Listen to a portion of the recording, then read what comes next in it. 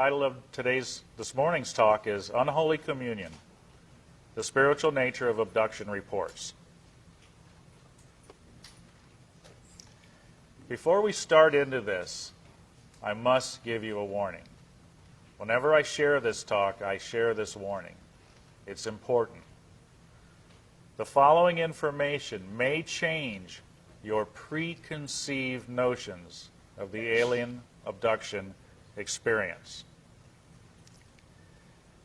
What is alien abduction? This is taken from Wikipedia, okay? The terms alien abduction or the abduction phenomenon describe subjectively real memories of being taken secretly and or against one's will by apparently non-human entities and subjected to complex physical and psychological procedures.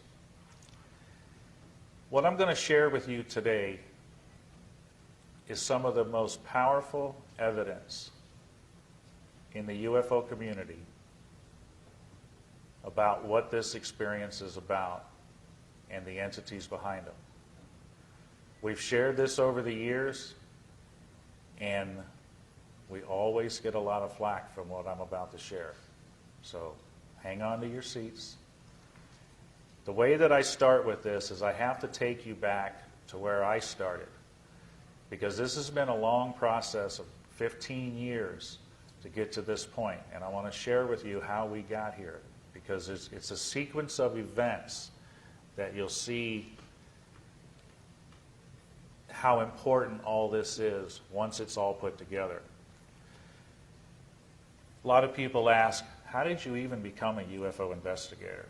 I mean, there's a lot of UFO investigator researchers out there, and it's probably a question some of you have asked. How do these people even get involved in this stuff?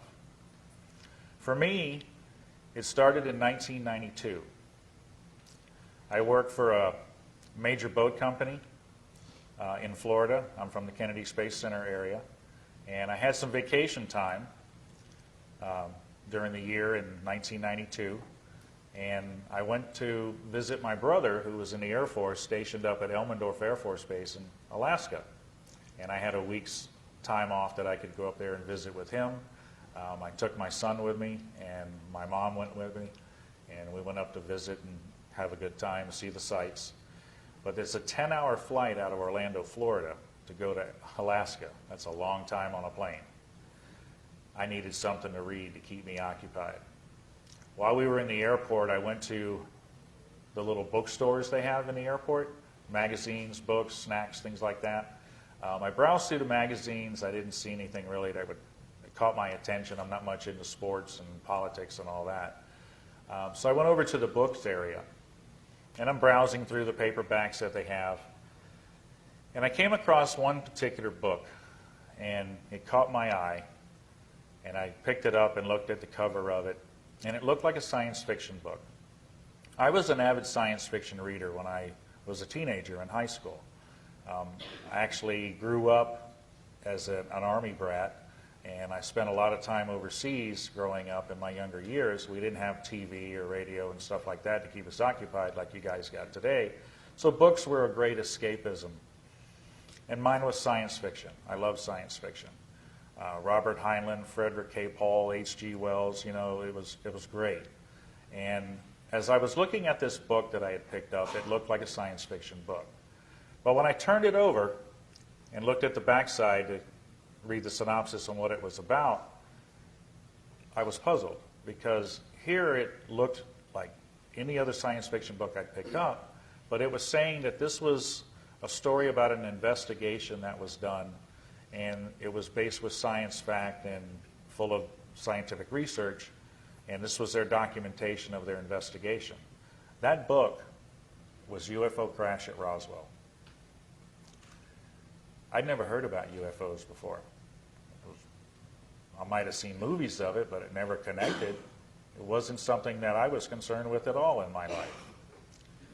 I was hardworking at the boat company for many years already. Raising a son, so I was busy with everyday life. UFOs was the farthest thing from my mind. But when I read this book on that vacation trip, I was hooked. I thought, because all the things that I thought were fantasy in my younger years growing up, these people were saying was real. And how could that possibly be? So I had to know more. When I got back from the trip, I wanted to know more about this subject of UFOs and aliens. I got to have some answers to what I had just read. And it happened to be about 3 or 4 weeks after I got back, I was watching TV at home one night, and it was the local news, and they were doing interviews with local businessmen in the area and new businesses that were opening up. And they were interviewing a fellow who said, was sharing with everybody that he had just opened up a UFO museum on International Drive in Orlando, Florida. And he got into telling about all the information dealing with UFOs over the years and what he had in his museum. It was like a historical walkthrough museum, sort of like what they have downtown here in Roswell. And I thought, wow, this is a place I can go to find out some more. So over the next couple months, I made a number of trips over to meet this fellow, and him and his wife together were running the place.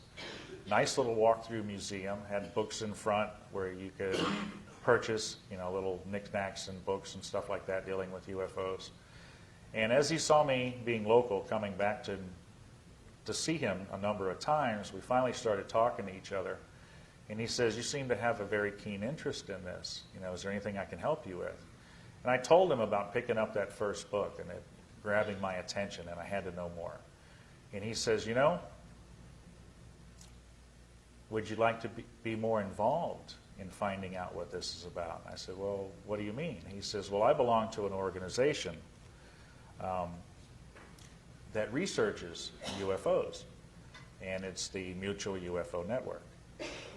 Over the next few months, he helped me become a member of MUFON. He helped me work up my investigator status as a field investigator for MUFON, and we became very good friends. I learned what was involved with doing investigations. And being local, I was on the Space Coast, and he's in Central Florida. He said, over on the Space Coast, there's no chapter for MUFON. He said, I know there's some members over there, but there's no chapter for it. There's nobody running the organization for the county. He said, would you be interested in maybe taking charge of that, putting together a group of investigators to cover that area? And I thought, wow, this sounds interesting. Here I'm going from knowing nothing about UFOs to getting one little book to now working up to I'm going to be in charge of doing investigations in my area. And we took time, we talked to the state director of Florida who lives up in Gulf Breeze and the assistant state director, and they told me what was involved with being a state section director for my county. And I had an interview with them. The fellow from the museum backed up for me because he was the state section director for Orange County there in Central Florida. And they put me through all the paces on what was involved, and I became state section director for the Kennedy Space Center area, Brevard County, Florida, in 1992. What better place to be a UFO investigator? One of the most top secret clearance areas in the country. They got an airspace that's totally controlled, so they say. But amazingly, over the years, we investigated UFOs over their airspace. So that gets quite interesting. So I had a good area to be involved in. We put together monthly meetings, which was required by this, as a state section director for the public to attend in our county. We used the public library. It was open to the public. We wanted to be able to share with the public what MUFON was doing and some of the cases we were working on, and just get them up to date on UFO information. I also had to put together a team of investigators, and it wasn't long before I had 5 good field investigators working under me. And we put the word out there through the sheriff's department, the police department, the fire department, and the news that if anybody reported a UFO sighting, that we would be glad to take the report and follow up on it, because they don't really care to do that. They don't know how to handle it. So we were there for them. This is what MUFON does. MUFON's the largest grassroots scientific-based organization in the world today. There's over 5,000 members of investigators, consultants. You know, we have a lot of tools at our fingertips as MUFON investigators to be able to follow up on reports and do the investigations. As we held our monthly meetings, though, and we were doing sighting reports, we did a number of them over the first couple of years, we started to take a look at what was happening here with the UFO picture. And you know, doing sighting reports, we found after a couple of years of it, it's like chasing your tail. You know? How many sighting reports is it going to take till we figure out what this is? They've been going on since the 40s and 50s. They still don't have an absolute answer to what this phenomenon's about. And looking at the people coming to our meetings, we were hearing stories from people who were saying they were abductees or contactees. And we started listening to them, and they were saying that they had been in contact with these entities that are behind the UFO sightings. Well, we talked about this as investigators, and we said, you know, we can continue to do sightings forever. They've been going on forever, and we may never get to the truth with them. We need to get closer to the source. Well, the contactees and abductees saying they had been in contact with the entities, that's close to the source.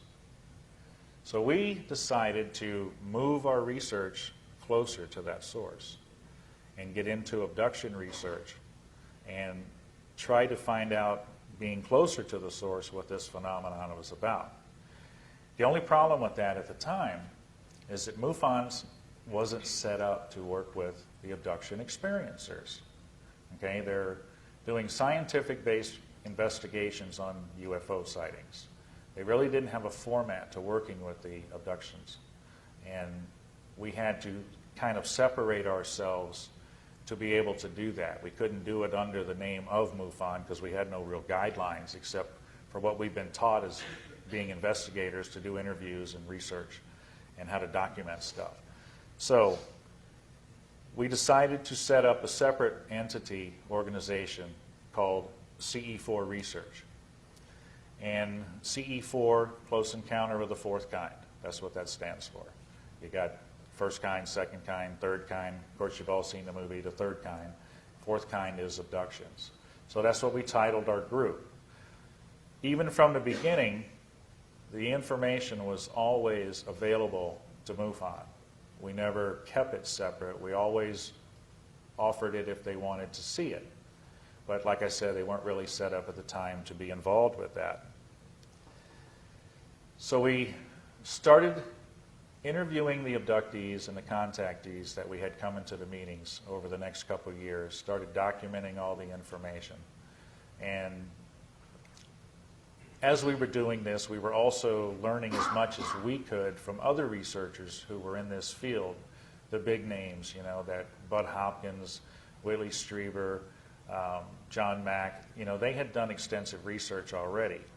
And because the abductees and contactees that we were encountering seemed to have a lot of personal issues, we didn't want to do any more damage to these people by working with them and interviewing them. So we needed to learn as much about them as we could.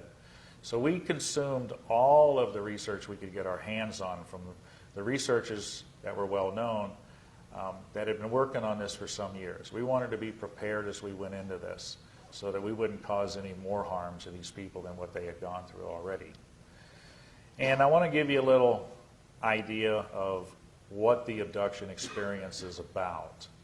And one of the best examples of this was written by the late Dr. Carla Turner, who was actually an experiencer herself. And she put together a really good piece to take you through and show you exactly what these experiencers go through.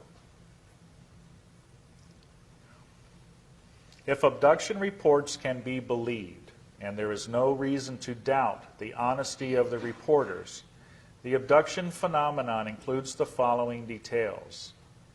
Aliens can alter our perception of our surroundings. Aliens can control what we think we see. They can appear to us in any number of guises and shapes. Aliens can take us, our consciousness, out of our physical bodies, disable our control of our bodies, install one of their own entities, and use our bodies as vehicles for their own activities before returning our consciousness to our bodies. Aliens can be present with us in an invisible state and can make themselves only partially visible. Abductees receive marks on their bodies other than the well-known scoop and straight-line scars. These other marks include single punctures, multiple punctures, large bruises, 3- and 4-fingered claw marks, and triangles of every possible sort. Female abductees often suffer gynecological problems after their alien encounters, and sometimes these problems lead to cysts, tumors, cancer of the breast and uterus, and hysterectomies. Aliens can take body fluids from our necks, spines, blood veins, joints such as knees and wrists, and other places. They also inject unknown fluids into various parts of our bodies. A surprising number of abductees suffer from serious illnesses they didn't have before their encounters. They have led to surgery, debilitation, and even death from causes that doctors can't identify. Some abductees experience a degeneration of their mental, social, and spiritual well-being.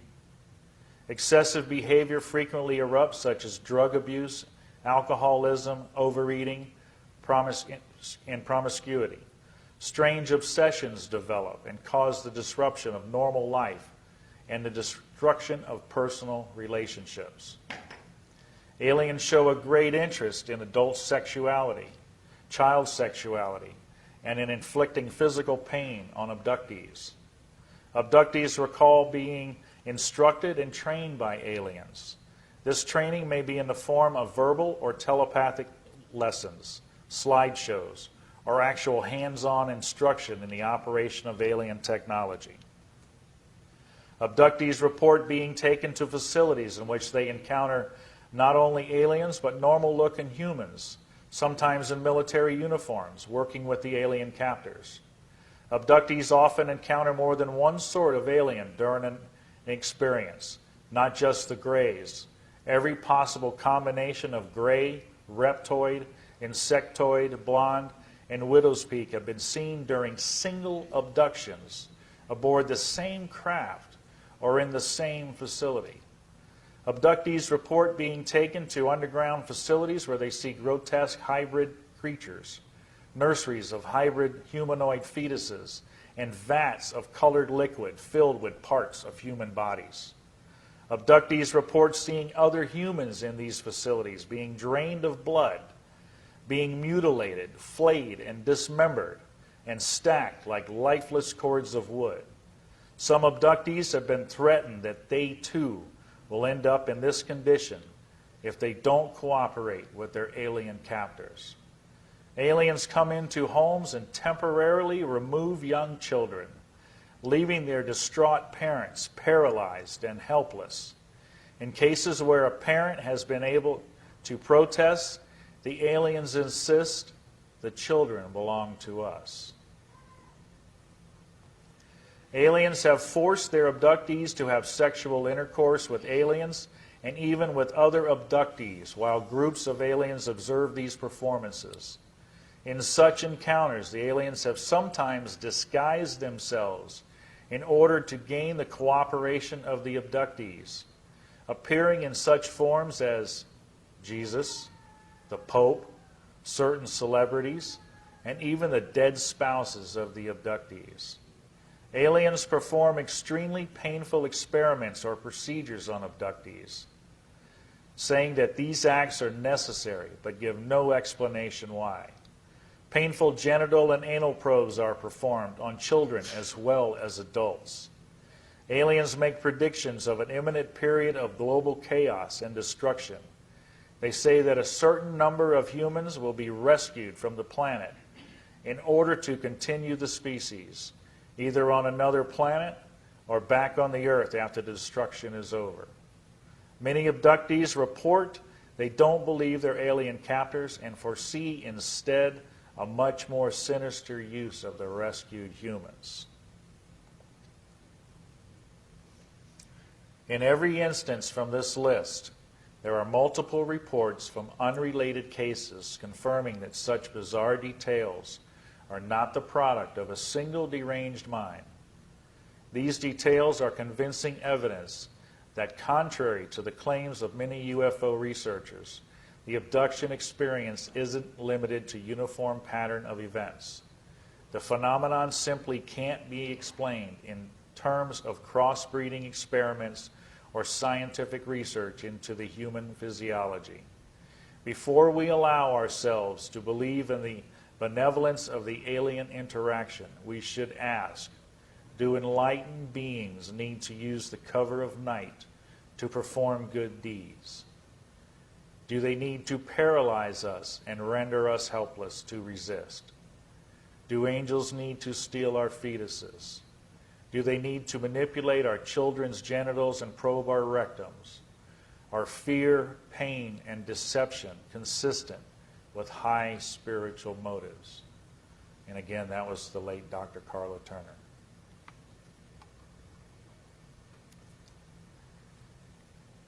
Another thing that these people get in their messages through the communication from these entities through the experience, there's a number of these that I touched on. There'll be other speakers coming up talking more about the alien message, but this is a few of them.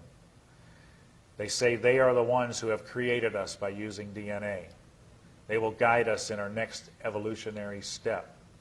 Jesus, Moses, Buddha, Muhammad, and other religious leaders were really them. That the earth is actually a living organism. They teach that the earth will be destroyed if they cannot change mankind. They teach that they are more advanced both technologically and spiritually. They teach that they are corporeal beings and that they reside in other star systems. They teach that they are our benefactors. I have a special video that I'd like to share with you. It's about a family that has gone through this experience. The experiences of examples I just read to you here from Carla Turner. I want you to see the actual people themselves and how it's affected them and their family. It's a short video, it's about 8 minutes, and I'm going to let it play, and then we'll come back and we'll move on. Okay? Ordinary, everyday people that this has happened to. And it can happen to anybody. I didn't want to believe that it happened to me, but it did. Joyce Ahrens and her family believe that what happened to them was not an isolated incident. One highly controversial study conducted by the Roper Poll suggests that hundreds of thousands, even millions of Americans, have memories that indicate that they may have been kidnapped by aliens. Abduction researchers believe these abductions happen generation after generation, as this family from West Plains, Missouri can attest. Their story starts one evening in the fall of 1976, in the presumed safety of their home. I remember just lying there, trying to relax. I'd opened my eyes, I seen a red light flowing across the ceiling, which it almost looked like the Aurora Borealis. Dan and Joyce Ahrens say the room was dark except for the unusual light, which they describe as about 4 or 5 feet in diameter. They say it hovered over the baby's crib at the foot of their bed where their 1-year-old daughter Heather slept. Dan says that when he tried to get up, he found himself immobilized. That was the most frightening feeling I guess I've ever had in my whole life, is not being able to move. I was screaming for him to help me because I couldn't move. And I didn't know that he was paralyzed too. And we both sat up in the bed at the same time. And I said, what the hell was that? The incident was over in what seemed like an instant. The baby was standing up in her crib looking dazed but unharmed. Dan and Joyce thought they had just shared a scary dream. That is until 1992, 16 years later. Dan, a computer technician, was working at his keyboard when suddenly he was seized by panic. I immediately thought I was having a heart attack because I started sweating real bad. My ears were ringing. It was a real tight feeling in my head. Dan was rushed to the emergency room where doctors ran tests and ordered x-rays. When the results were in, they concluded that Dan had suffered an anxiety attack and sent him home, but the symptoms persisted. To see him like that was devastating. He couldn't leave the house. He was so scared. After 6 weeks of constant fear, Dan sat down in front of the TV trying to relax. He turned on a movie that happened to be about alien abductions. Dan experienced a sudden revelation. There was one part in that movie that this little creature, whatever, was kind of peeking out from around the door, and it was in the dark and the shadows, you know, and everything. And I immediately just, my heart started racing, and I just kind of completely went out of it again. Dan wondered, was his anxiety somehow related to the subject of the movie?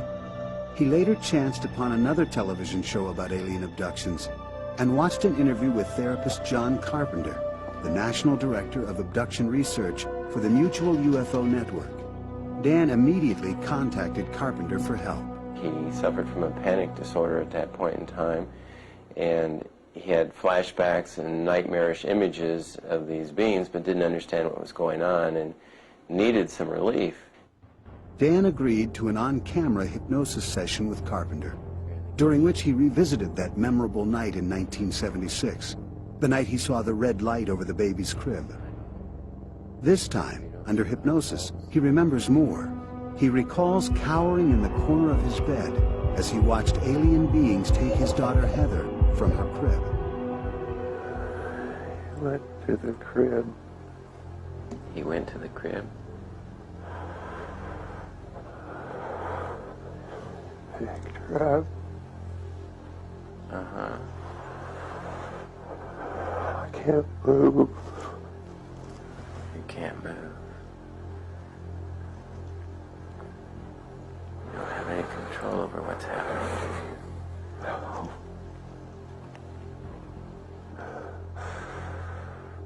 What do you see happening now? They took her. He took her. Under separate hypnosis, Dan's wife Joyce recalled the same sequence of events. They both say little beings marched them outside, and together the family was floated onto a spaceship. I never wanted it to happen to my children. I didn't realize until later that it had. But when they took her, I couldn't do anything.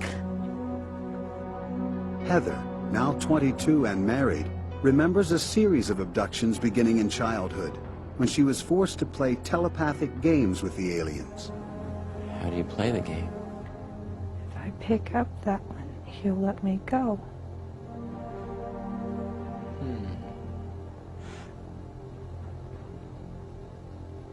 What are you feeling?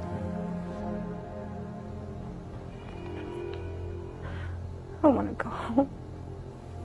Mm-hmm. What does he tell you about that? If I pick it up, he'll let me go. The Aarons family believes alien kidnappers have not only intruded in the lives of their children, but are now visiting one of their grandchildren. He calls them his little buddies that come in his room and play. He said he wanted to watch the ship leave. I'm not going to tell him that it's not real, because it is real. Skeptics would say that Dan, Joyce, and Heather could have constructed their stories together before hypnosis. But then they'd have to know how to answer the trick questions and the leading suggestions, which I provide. Plus, there are many details they wouldn't know about that we would be looking for as markers for truthfulness and reliability with other abduction data.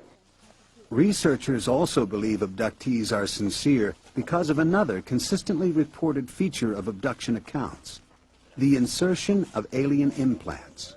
I turned my head to the right, and this taller being came over.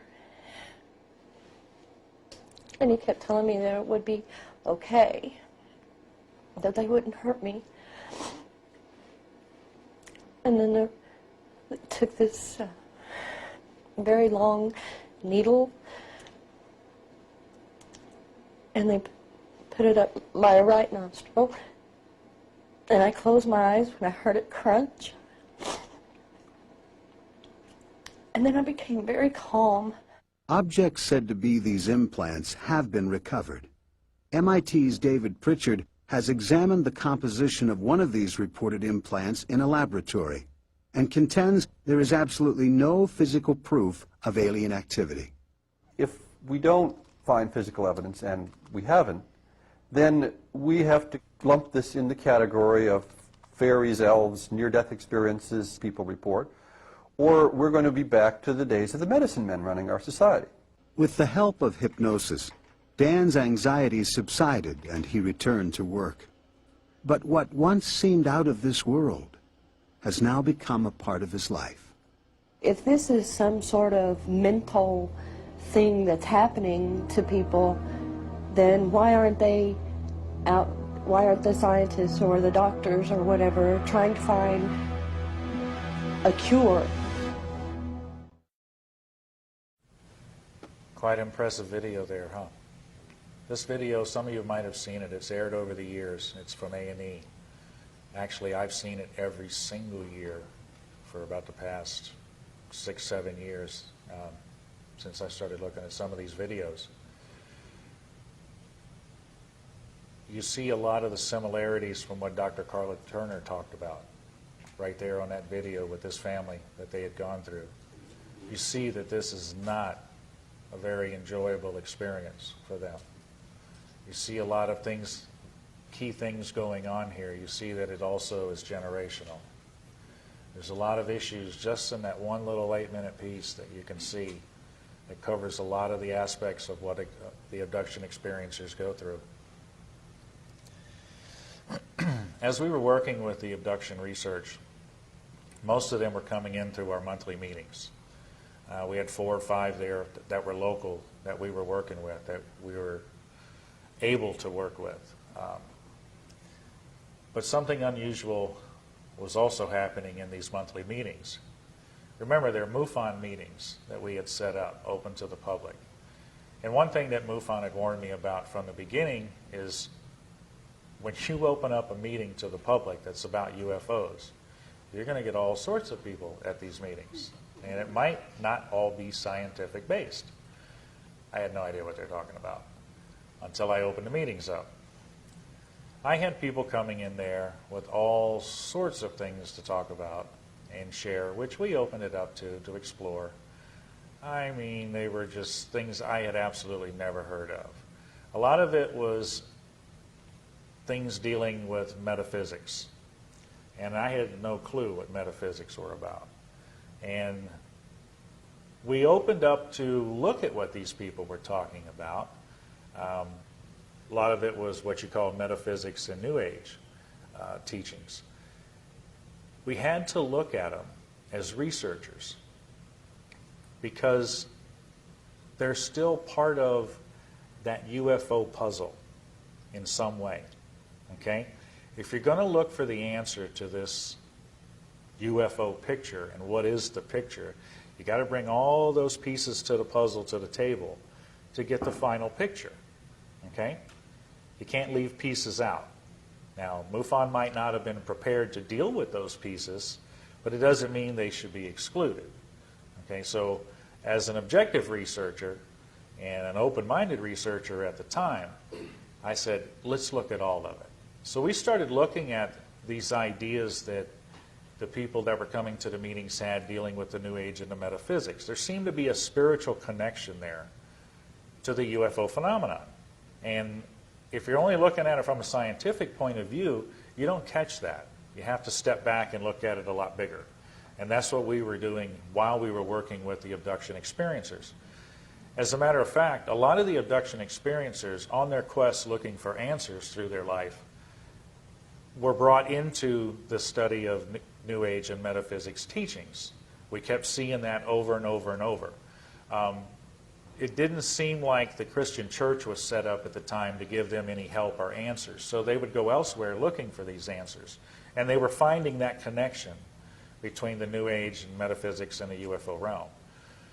As we were exploring it, I was attracted to it. When I first came into the whole thing with UFOs and becoming a MUFON member, I had no spiritual background at all. I was pretty much what you call an agnostic, which I felt was good because it kept me with no base to be able to distort my views. So my whole beginning into all of this with the work with MUFON and sighting investigations, I was absolutely had a clean slate, no belief system that was affecting it. I could look at this scientifically. As I opened up to looking at the New Age and metaphysical side of it, and as I became attracted to that, and I saw that there was something there that it's like I had this hole, and they had this thing that could fill that hole. You ever had that hole, you know that something's missing in your life? Well, here they had this something that they were offering. And it was a form of spirituality, and it was connected to what I was studying. So over the next couple of years, I went on that quest of enlightenment that these people go through and continue on in their life. I studied everything I could get my hands on dealing with metaphysics and the New Age beliefs. To the point to where I was a practitioner, where I was sharing with people and trying to bring them in. And it was interesting because there were a lot of poor Christians out there that I was converting to the New Age. Why was I able to do that? Because they really didn't know what they believed. And it didn't take too much to get them questioning what they thought they believed in. This went on for about 4 years. We're still working with the abductions and my study into the metaphysics. And in 1996, I had a female investigator working with me because, as you see, a lot of the abductions are with females. And it's hard to talk one-on-one with the females because, with a man, because some of it gets very personal. So I was very lucky to have, at the time, a girlfriend that would come on board and work with me and actually work with the female abduction experiencers. And then we'd compile notes and we'd be able to work like that. In 1996, fall of 96, we had a lot of things going on that were really tying up our time and keeping us busy. But there was a couple cases that we were working on that had a very, very dark effect on us dealing with these two cases. We couldn't put our finger on it, but something wasn't right. When we were dealing with the experiencers in their case, there was a serious oppression at it. It was just like, oh man, what is this? You know, and what's affecting us here? Well, my girlfriend at the time was a Christian, and she didn't quite put all this together yet, but she was helping us in the abduction area. And she pulled me aside one day and she says, you know, she says, something's wrong here. She says, these cases you're working on right now, she says, there's something very dark about them. There's something that seems like there's almost an evil presence involved. And of course, me and my New Age thinking said, you know, evil's just a perception you have of this. There's really no evil. You know, it's all relative, you know. And she says, no.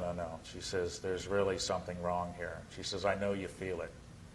She says, you know, when you're working in this area, I think you really need to have some covering, some type of protection on you as you go into this. I think there are some dark forces here that you need to be protected from. Of course, I reach in my pocket and pull out my trusty crystals, and I said, I got all the power I need right here. She says, no. She says, that's not what I'm talking about. She says, that's not going to help you. It isn't helping you right now. And I said, well, what are you getting at? And she says, I know of a help that can help you and can protect you. And I said, yeah, what do you got? You know, because I was always looking for something new. That's the whole thing about on your search for enlightenment. You're always looking for that next thing to bring you closer to it. You never really get there. It's just that carrot dangling out there. And I was all ready for this one. And she breaks out a Bible and she sets it on the table and she says, it's in here. And I said, oh, no. I said, that's got nothing to do with what I do. And she says, I think it does. I think you need to take a look at it. And no. We don't need to go there. And she says, oh, wait a minute. You said you're the most open-minded, objective investigator there is. You tell people that. And I said, I am. She says, then you'll take a look at this? I said, guess what? I just been had. So we sat down and I said, show me what you got. You don't want to piss off the girlfriend. And I gave her time. And something miraculously happened. For the first time, I grew up in the church, left it as a teenager, got disgruntled because of the world, and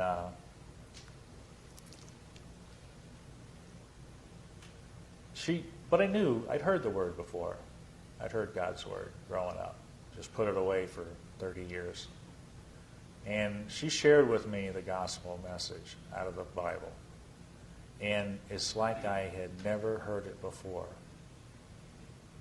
It's like blinders were taken off my eyes and earplugs were pulled out of my ears. All of a sudden, it made absolute perfect sense. And she showed me that there was a protection in there that I could have that was over everything that there is. And I said, you know what? I want that. So in 1996, in November, I became a Christian. I gave my life to Jesus Christ. I didn't know what I was. I mean, I'd been an agnostic, I'd been New Age. As an investigator, I'm asking, okay, what's a Christian? What am I now? Help me study this so I can find out what I am, what I have.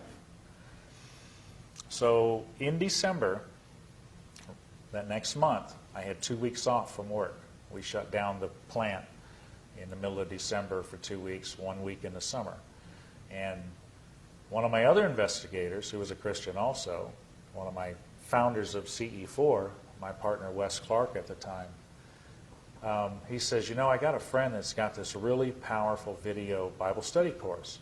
He says, I think we can get him to sit down with us and we can view it. It'll probably take the whole 2 weeks doing a video a night. So in December, we set it up to go to this fellow's house, play these videos. And one night by one night by one night, we were going through it and learning Bible study. This was an absolutely intense course.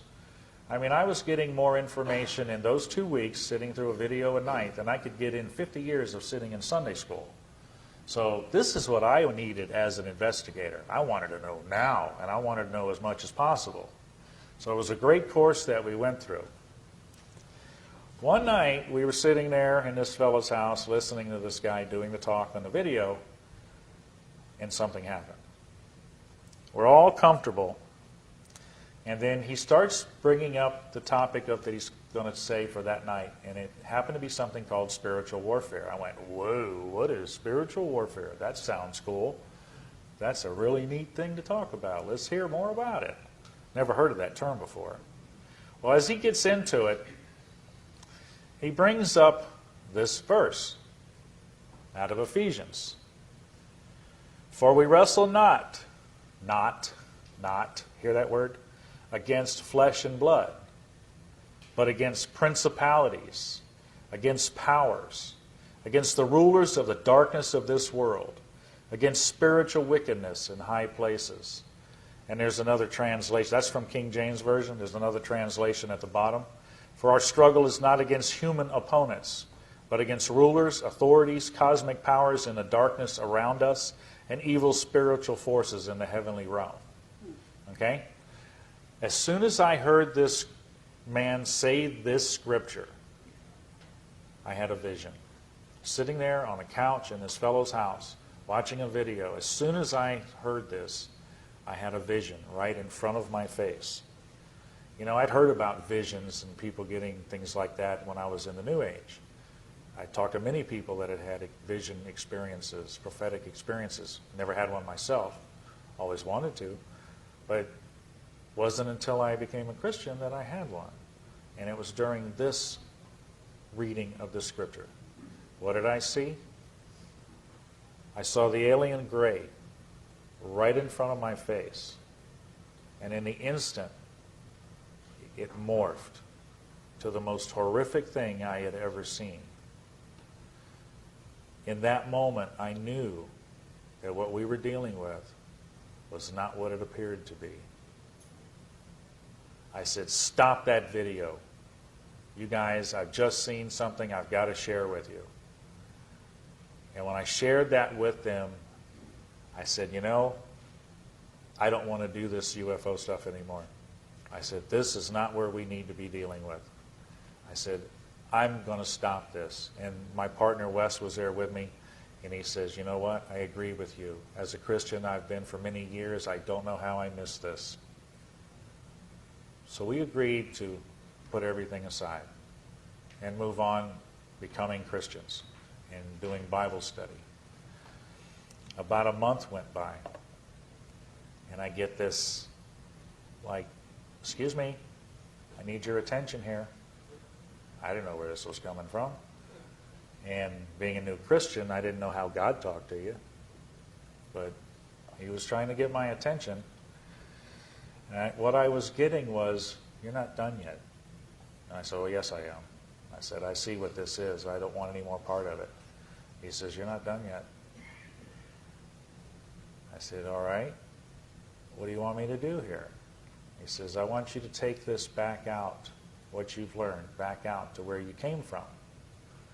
And I said, if this is God, I can't do that. I said, I can't take this Word of God back to the New Age, the metaphysical realm, the non-believers, because they don't believe the Word of God. I said, you got to give me something better than that. Well, nobody told me you don't talk to God like that. So I thought, okay, that'll hold him off. A couple of weeks went by, and I get, excuse me. I'm going, okay, you already got what you need. And I thought, I already have what I need? So I told my partner, Wes, what I was getting here. And he says, well, let's go back and look at what we have. We came across a particular video we had done 6 months before we came to the truth. We had videoed this person in his home. We had sat there right in front of him, listening to him, watched him, never heard a word he said. The video caught it, though. It's interesting. Went back and played this particular video, and this is what we found. What follows is the case of Bill D's experience that took place in Christmas, Florida in 1976. His abduction started out typically late at night in bed. Earlier in the evening, he saw some anomalous lights through the living room window over a forest north of his house. He assumed it was a police helicopter searching for drug runners or something. Whatever it was, it agitated his dogs for several hours thereafter. He eventually went to bed. He was lying in bed, kept wide awake by the barking dogs when paralysis set in. He was unable to cry out. He could see nothing but a whitish gray, like a mist or a fog, although he sensed someone or something was in his room. His wife didn't awaken. The next thing he knew, he was being levitated above his bed. He then had the sensation he was being suspended by what felt like a pole inserted into his rectum. By this time, he was alive with terror, but couldn't scream. Here's where the story becomes very interesting. The following is an excerpt taken directly from the transcript of Mr. D's interview. I thought I was having a satanic experience, that the devil had gotten a hold of me and had shoved a pole up my rectum and was holding me up in the air. So helpless, I couldn't do anything. I said, Jesus, Jesus, help me, or Jesus, Jesus, Jesus. When I did, there was a feeling or a sound or something that either my words that I had thought or the words that I had tried to say or whatever had hurt whatever was holding me up in the air on this pole. And I felt like it was withdrawn, and I fell. I hit the bed because it was like I was thrown back in the bed. I really can't tell, but when I did, my wife woke up and asked why I was jumping on the bed. Typical type of experience. I hear this many times, you know, same scenarios.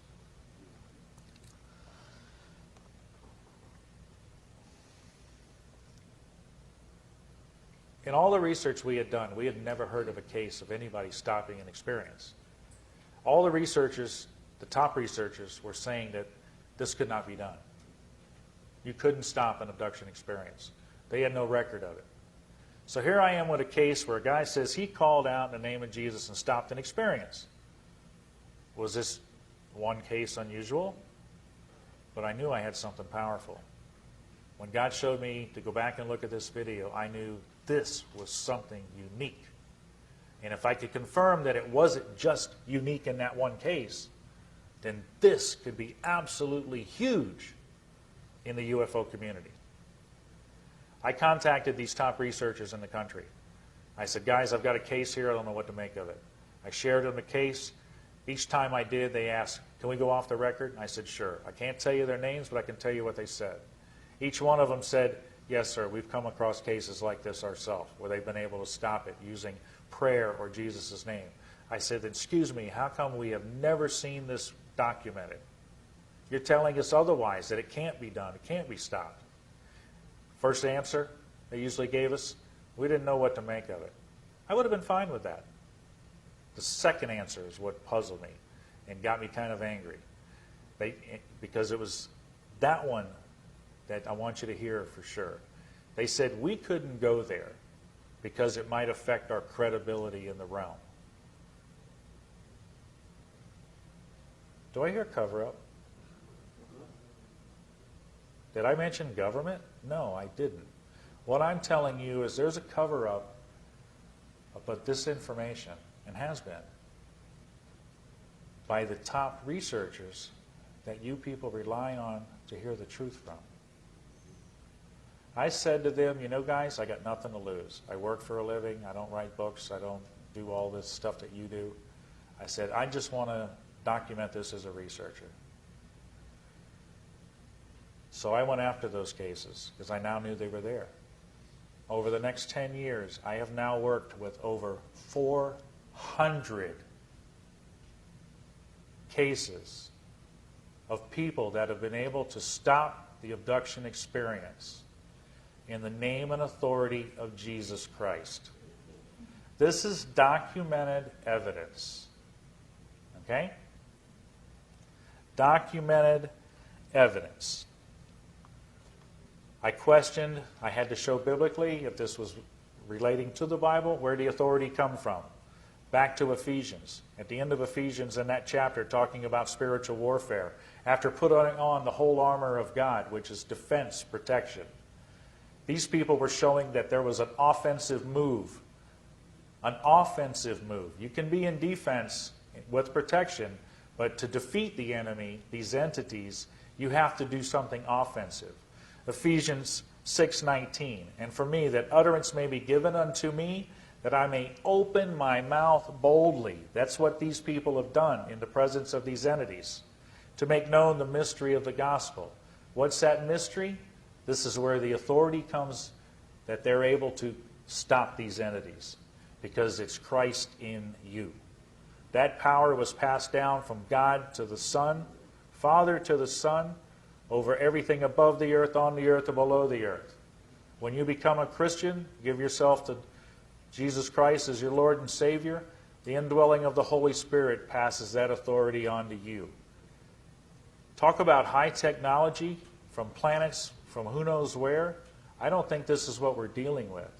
And all this supposed high technology that they seem to have, guess what? It takes only one name to put them in their place. We are dealing with a huge, probably the most important deception on humanity. These are entities masquerading as high technological aliens, but they can be defeated by one name. I have case upon case upon case upon case that can prove that. Different causes for the experience, they're still questioning this. Researchers don't know where this comes from. Where does experience come from? We found answers to this working with these testimonies. First one, you asked for it. Think people ask for this? Excuse me, we stand at the tables at these conventions and share our information with people. I've had people come right up to me and say, I'd sure like to experience that. Be careful what you ask for. Some people unknowingly open a door to the experience by being involved in New Age or occult activities. When you engage in the unknown things outside of God, the Creator and His Word, you make yourself vulnerable to these entities. We have found this reason to be most often the root cause. And then there are also people that fall into the generational cycle. You saw the generational cycle working right there with Joyce and her family. This can continue through generations. These are the things we found. My website, ce4research.com, I've got over 75 of the testimonies up on there as evidence for you, free to go see and read what these people have been through. Read that they have been set free by the name and authority of Jesus Christ from this experience. You seeing a spiritual connection here? Absolutely. I've even have audio testimonies that we're posting up there now. You can hear them do it in their own voice. Not just a written testimony. I've had researchers say, you printed that up and stuck it up there. No. They're furious about having this information out there, the rest of the UFO community. They are absolutely furious. You saw my little poster out on the table, Most Hated Man in Ufology. Last year, I was a director for the city of the UFO conference, 2008, for Roswell. I invited some of the top researchers in the country, to come, in the world actually, to come here and talk and give their information. But I also got to talk on the last day. And when I shared this information, they were absolutely furious. And they have been furious ever since. There's blogs upon blogs going out there. I am now the most hated man in ufology. Okay? Because I dared share something that they couldn't. Those people that I talked to before, those researchers, they've never come against me. The ones that I didn't talk to, oh boy. You should hear the things they say. Moving on. This is an example of how we take people through and help them. This is our counseling side of it. The 8 R's. This will be on the video for you guys to see. I'm not going to take too much time and go through them, but we take them through, we help them recognize what they're doing, we help them take responsibility for what they're now recognizing, what they've been involved with, repenting to God for being involved with it, renouncing it, getting rid of everything, or making it your enemy, removing it, resisting it if it tries to come back, because you're going to piss these entities off and they're going to try to harass you for a while, okay? Which does happen. Rejoice, give God thanks for setting you free, and the completion of helping someone become free of all of this is restore. Help someone else get free. And that's where the testimonies come in. Post these testimonies, you're helping somebody else. I'm getting emails after emails after emails of new ones coming in all the time. How many cases does it take for the world to see that what I'm sharing with you today is real? How many cases? They're going to continue to come in. I'm going to continue to share this. We've been looking for an ET message for years and years and years. Guess what? The world seems to have missed the one most important ET message we've had for 2,000 years. This enemy that we're dealing with today, masquerading as angels, does not want you to have this message. They're doing everything they can to deceive us from having this message. For God so loved the world, He gave His only begotten Son, that whosoever believeth in Him should not perish, but have everlasting life. This is the extraterrestrial message that's been missed. This is the one they don't want you to see. They're replacing it with their own. And it's a lie. You got questions? Go straight to the source. Don't talk to these entities. This scripture right here says you got questions that you don't know the answers to. You got a direct connection to the creator of the universe. Call unto me, God himself. I will answer thee and show thee great and mighty things which thou knowest not.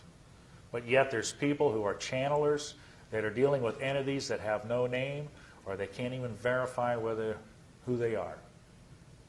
They open themselves up to, you don't open a door to people you don't know who they are.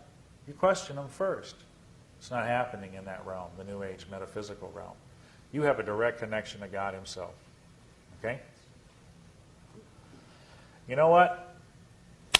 I can sit up here and talk to you guys and say, trust me. What I'm telling you is the truth. Do any of you really know me? Nope. So, what I'm going to say, do not trust me.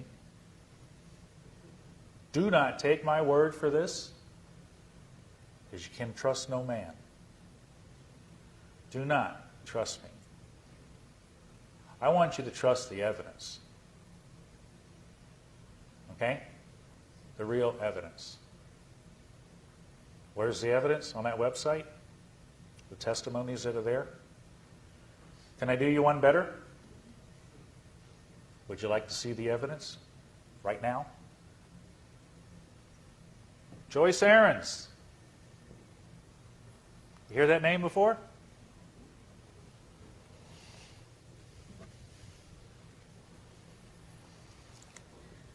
I had an opportunity to meet this lady a few years back. She had left her family. This is Joyce from the video. She left her family. She could no longer be part of all of that. But she was still searching for answers. She ended up in Florida, in my neighborhood.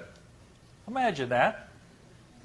She interrupts my favorite TV show, happened to be the last episode of X-Files. I was pissed.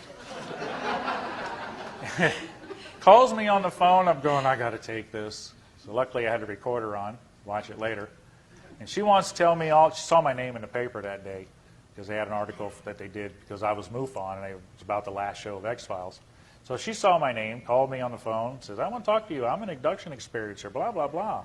She was all excited about being an experiencer.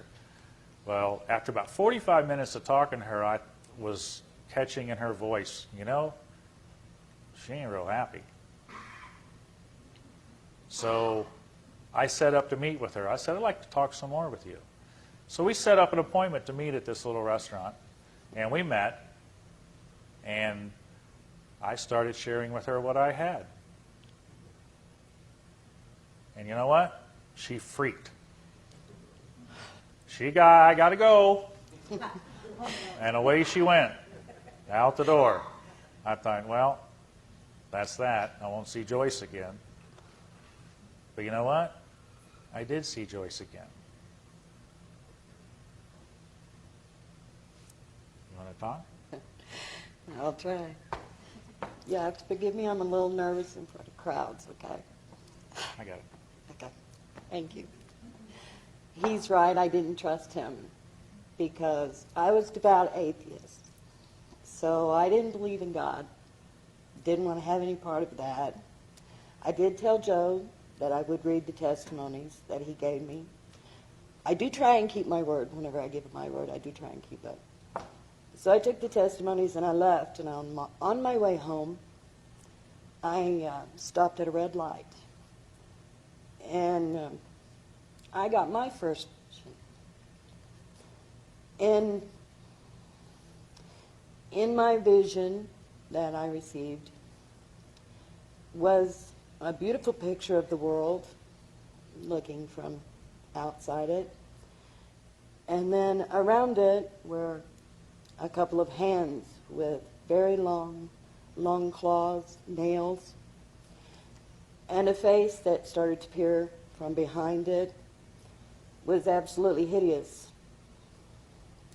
And I knew right then that what he told me was true. I still didn't want to believe that, but I knew. And I knew the powers that I had been dealing with. and I knew I was in deep trouble. You want me to go from here? I think I'm okay. About a week later, Joyce calls me and says, I want what you have. I had the opportunity of leading Joyce to Jesus Christ in my living room. I got her located with my church and my fellowship. We brought her up in the Word. She's become a very powerful warrior.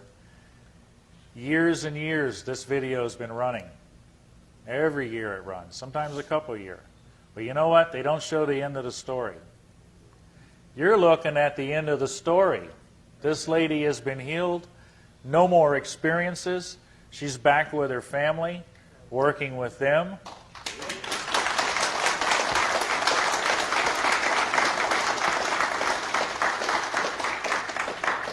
This is the evidence right here.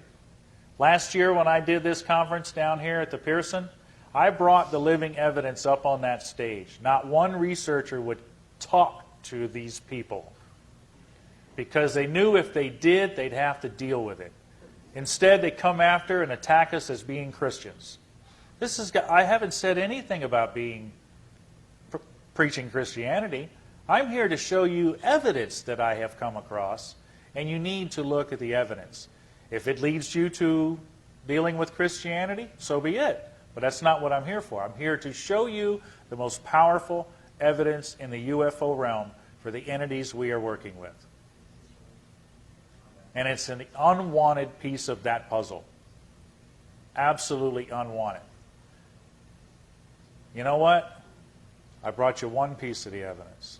How about some more? Guy Malone. Guy's living testimony. He put his book on the internet where you can read it, called Come Sail Away. Living testimony to the name and authority of Jesus Christ over these alien entities. Nicole, Guy's wife, she has dealt with these entities. She has overcome them through the name and authority of Jesus Christ. Jackie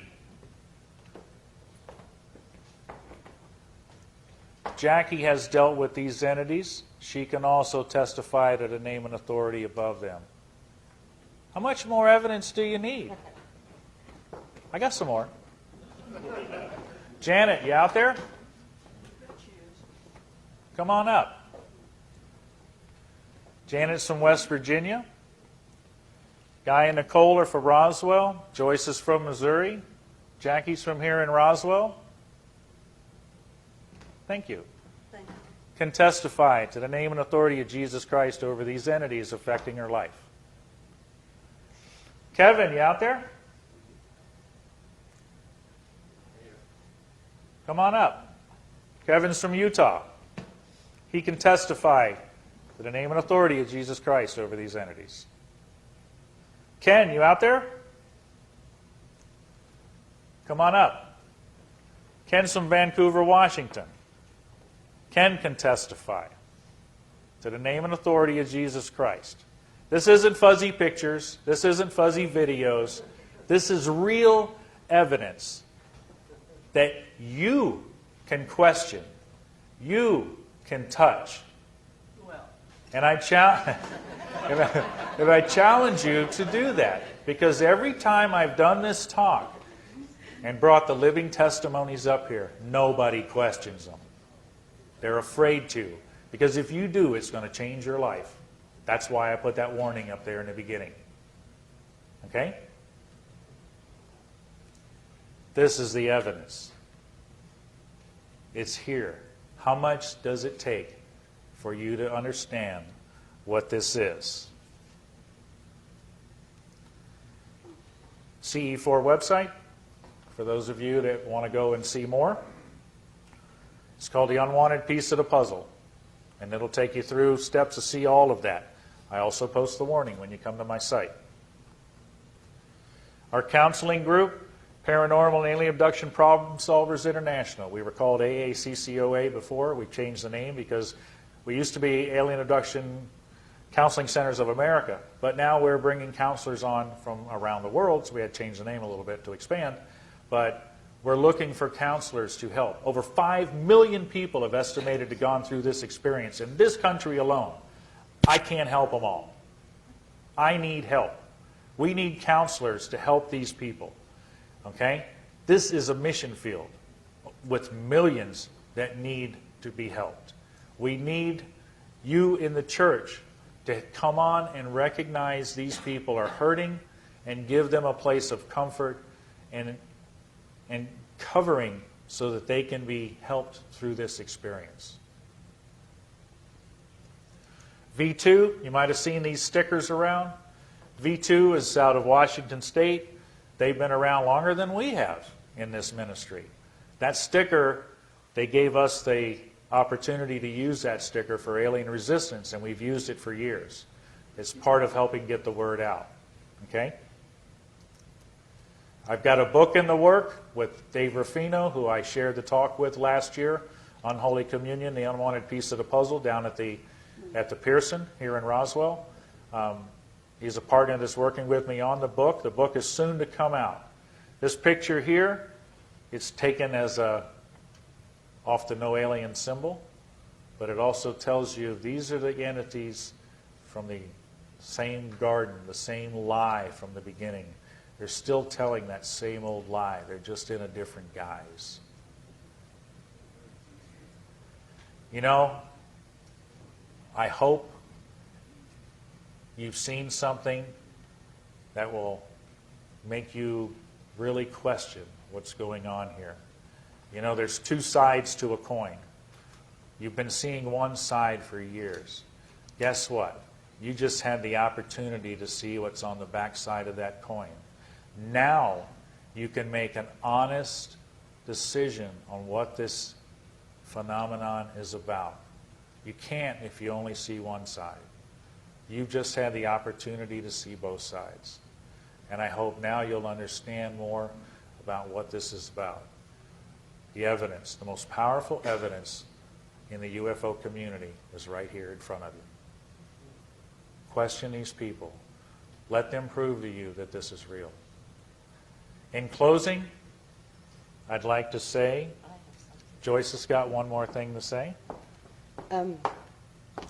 It's really hard for me to watch that video, but I'm very glad it plays, because I had a woman call me a couple years ago because she saw that video. She looked my name up and called me, and I have talked with her. She is one of God's warriors now. It's awesome. So as long as that plays, I know that it's actually going to help someone, even though I can't stand to watch it myself. I know that it has the power. He's doing it. He'll bring them. I know it. So I guess in a way I'm really glad that's still playing. Before I close with the final words, if you are out there right now dealing with this experience and you're still searching for the answer, I hope you have that answer now. At least you've been able to make a decision, an honest decision, by seeing both sides. We're offering that opportunity right now for you to be set free. We have some of the most powerful counselors in this field right here today. Do not leave this city. Do not leave this building without being set free from this experience. You walk away from here, you're still in the power of the enemy. You can be set free right now. Don't walk away from here in bondage by these entities. You have what it takes to be set free right now. And we offer you that. Please see us when we're done with this talk. We have counselors that we can talk to you. This could be the most memorable souvenir you could ever take away from Roswell, to be finally set free from the hold of these entities. In final closing, Baruch atah Adonai Eloheinu melech haolam. Blessed are you, Lord God, King and ruler